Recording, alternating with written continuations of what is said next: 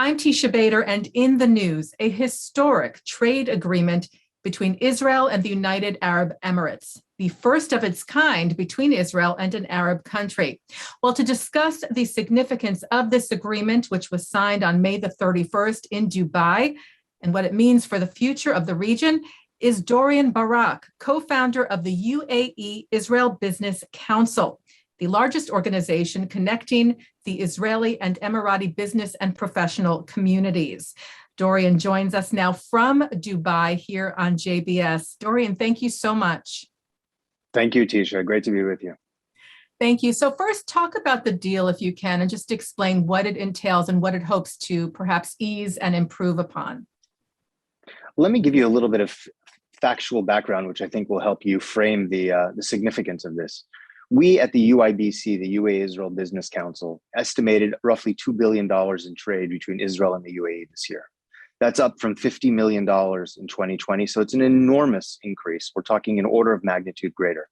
And yet it actually seems to be bigger than we estimated. We now forecast $2.5 to $3 billion this year, with $1 billion just in the first 3 months of 2022. These are enormous numbers. And to support this growth, to support the enormity of the trade between the countries, they've decided to put in place to define the trade relations in much more detail by establishing a free trade agreement, which really defines IP protection, export rules, taxation, and a host of other factors, technical factors, that are necessary to support the business that's growing between the countries. That's amazing. I mean, you talk about this rapid growth. What do you think accounts for this kind of an increase that you said you've seen just in the past year? Well, there really, I think, are three things that have been driving the growth. The first, and I think most simple, is that there's been a lot of excitement. Israel has a lot of great products and services, and UAE is a distribution point for many products and capabilities from across the world. So it was natural that countries would come together and that business people from each country would meet each other and they'd find opportunities to collaborate. Just think of medical devices, pharmaceuticals, Israeli consumer goods. Until now, these were really locked out of one of the greatest business hubs in the world, UAE, which serves as kind of a gateway, let's say, to the greater Middle East, to South Asia, and by that I mean India, Pakistan, Bangladesh, and everything in the surrounding areas, and the Far East as well. So just opening up the trade between the countries allowed a lot of Israeli products to come into this market, and a lot of products from elsewhere through Dubai mainly, but also through the UAE more broadly, to be shipped to Israel. That's the first factor. The second factor is that there was a lot of trade actually between Israel and UAE, which happened below the surface. People didn't speak about it. It was done through third countries. I've been active here for well over a decade. There was a large business community of Israelis that were doing stuff with Emiratis. And in fact, the UAE-Israel Business Council was established before the peace was actually signed in early 2020, really as a forum for Emirati and Israeli business people who were already engaging with one another to have a more formal structure to do so. And the third factor, which I think is maybe the most exciting and long-term will be the most important, is that a lot of Israelis, understanding now what an important business hub the UAE is, are seeing it as kind of a second home. It's the place where they set up businesses, a launch pad, so to speak, east of Israel, where they can effectively serve with the amazing talent and transportation links and logistics. They can effectively serve the greater Middle East, South Asia, and the Far East from here. So you talk about creating the council before the Abraham Accords were signed, which was August of 2020. So what for you was the impetus, or when did you start thinking, maybe the Emirates is the place to be? Where was there something specific that happened, or was this something that was growing within you over time? I've always been very open in working in the UAE and in the Gulf region about my origins. I live in Israel. My family's in Israel. I'm a Jew. And people knew that right away when they met me. And one of the questions I very often got was, can you introduce us to others like you? How many others are there like you who are operating here? And in fact, there were many. And that was really the anchor for business before the Abraham Accords were signed. It was people-to-people business. It didn't require government mediation. Sure, there were certain issues. There were no direct flights, but it was actually possible to engage in trade. So we felt at the UIBC that it was kind of one of those opportunities that no one had done it before, but really the reality called for it. So we established it. I did it together with my co-founder, Fleur Hassan Nahum, who is the deputy mayor of Jerusalem and has been very, very active in promoting Israeli ties with the Arab world. We decided to actually launch it. We did it in a very quiet way. But when the accords were signed, we went public with it and we opened it more broadly to new people who were interested in exploring this relationship. So talk for a minute a little more about being a Jew and Israeli in this part of the world. Were there any difficulties you faced or things that surprised you about that, your identity and how it was received in the UAE? Well, the UAE is an incredibly open and tolerant market. People do not, the government authorities do not tolerate any type of prejudice or discrimination. I always felt very comfortable here. I never felt any threat to my safety. People knew, of course, that I was a Jew. It was something they celebrated as opposed to regretted. And I think you've seen this with many Israelis who have come here. They've been really greeted with open arms. I think we have a lot to be appreciative for. It's been a great start to, I think, what will be one of Israel's most important strategic and business relationships. So when the accords were signed in August, did that impact what you're doing or anything about the atmosphere of being there? It's a good question. I mean, everything changed overnight. Suddenly we could do it out in the open. Very soon afterwards, there were direct flights. A lot of what I call pent-up demand, curiosity, real opportunity that people foresaw. Suddenly they had a chance to act on it without any discomfort. Is it something the government would oppose? Would their employees be disturbed by it? Is it something that would have a public relations implication for them that they didn't want? The second the accords were declared, I think all of that fell away within just a few months. And I think today, Israelis are really making themselves part of the fabric of the business community here. Well, what's so interesting, I think, about the accords is they were called normalization agreements, right? And I just think that word, that term is actually carries so much significance and weight to it, because the moment that someone views speaking with Israel, doing business with Israel as normal, as accepted, it seems like it opens up so many other opportunities, possibly even for, peace with the Palestinians down the road, or, it seems like there are ripple effects, which obviously you're seeing every day, to this kind of normalization with the Emirates. And as we've seen, other Arab countries have followed suit. Do you see that? How do you view that in your experience? Well, it's exactly as you described it. There really has been normalization. When I say normalization, I mean it's beyond just trading in goods and services and people visiting lovely Dubai hotels. It goes way beyond that. You have collaboration among civil society groups, cultural groups, religious groups. You have environmental initiatives. You have renewable initiatives.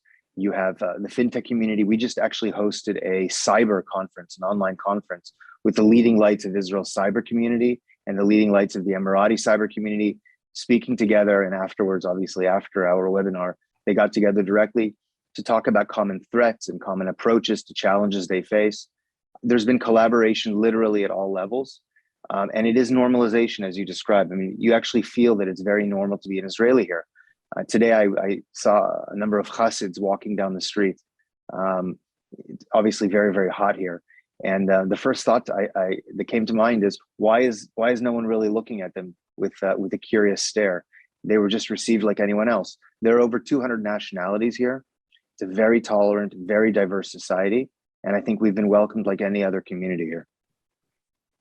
So interesting. So are you there full time now, Dorian? Are you there for part of the year? What is your life like? I split my time between the two countries. I'm actually flying to Israel tomorrow, but I'm here very, very often. I have business interests here for many years, which have continued and flourished after the Abraham Accords. I'm not sure there would have been any material difference though, because I was already here and already active. And I think many of what we call the old timers have found that not much has changed practically, other than it's a little bit easier and there are fewer raised eyebrows. But the way we've been treated on an individual level, on a personal level, the tolerance with which we've been treated, I don't think that's changed at all. I think we've just been kind of normalized. Before we were kind of special and unique, esoteric, and today there are many of us, which is a wonderful thing to witness.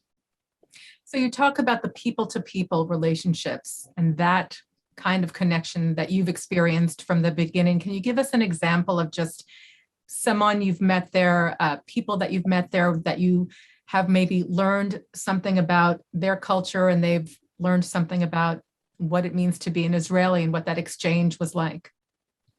Well, as you may know, I'm very active in the environmental community. I brought an environmental group from Israel, a semi-governmental group, and I paired them with a counterpart, which is also a semi-governmental group that's very interested in reintroducing extinct species to the region. Israel being in the Eastern Mediterranean with borders with Syria and Jordan and Egypt is kind of a perfect place if you want to repopulate birds or repopulate other animals. And we were sitting at a sheikh's house recently, breaking bread together, celebrating what has been accomplished. And I think it was kind of one of the best illustrations of what can be achieved here.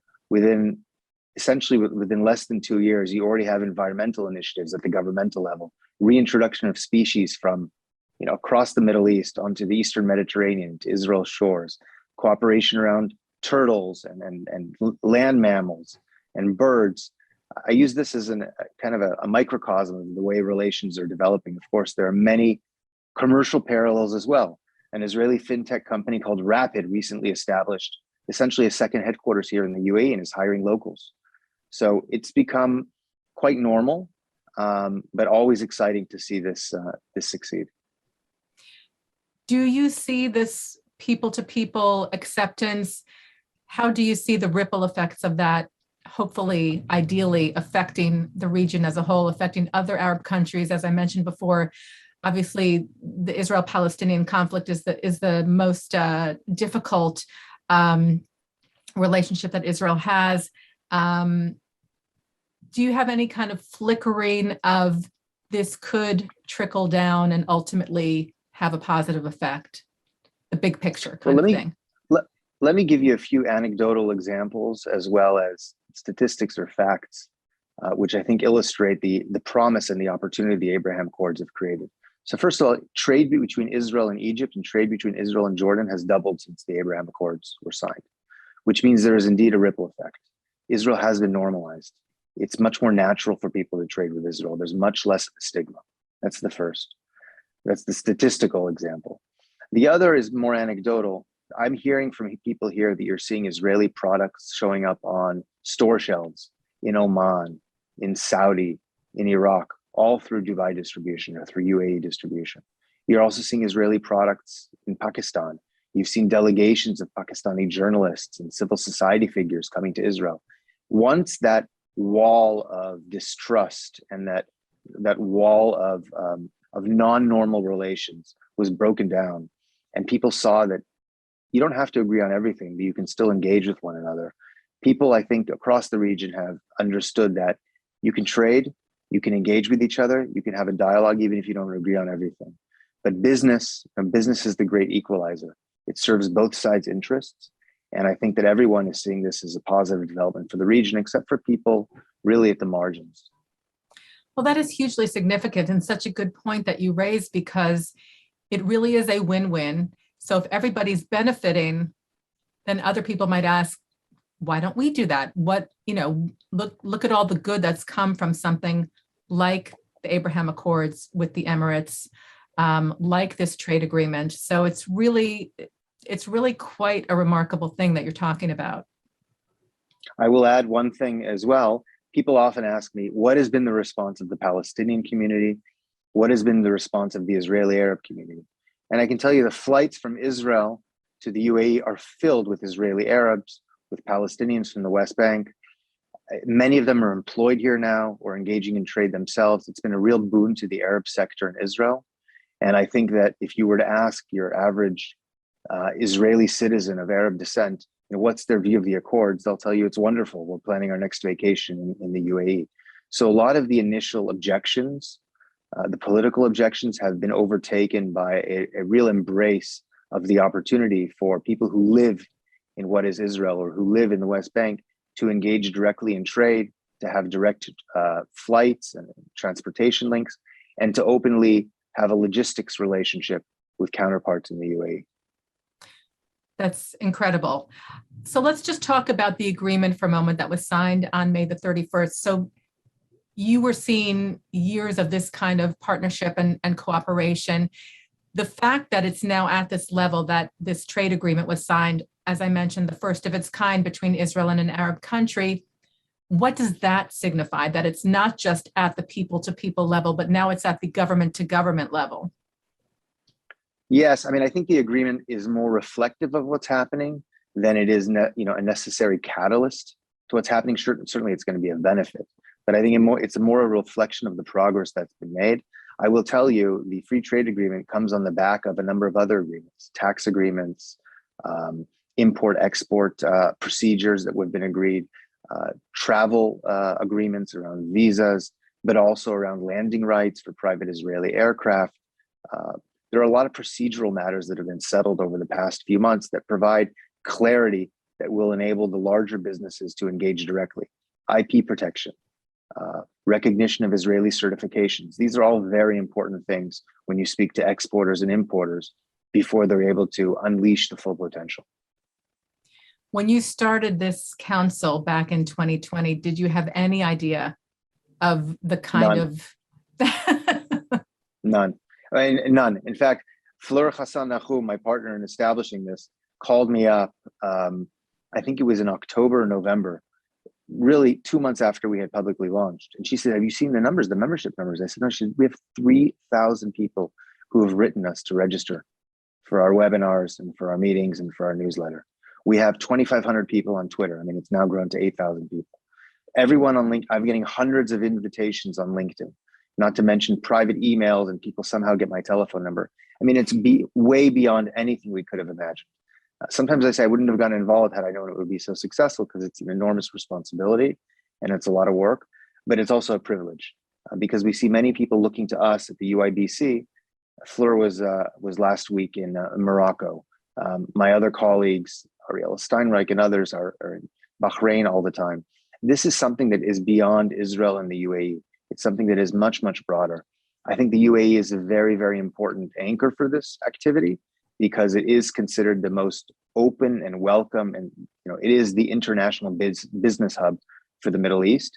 But we also see this developing with other countries as well. And I'm hopeful, although not certain, that it will be as successful in other places as it is here. The UAE is a pretty unique place. Bahrain is also a very unique country with an exceptional, really an extraordinary ambassador as well, who I think has created many opportunities and has brought the Israeli and Bahraini communities closer. So you're seeing it in other countries. You also now had a delegation of Israeli business leaders go to Saudi. Something has been unleashed. But I think that for the foreseeable future, for want of a better word, ground zero for this activity is going to continue to be the UAE. This is really a unique place. And when you listen to the way the government ministers speak, when you listen to the official tone around this is something they believe in. It's not a temporary thing. It's not contingent on any type of political developments. It's something they believe is in the long-term interest of the UAE. And normalization is something that is going to take over the entire region.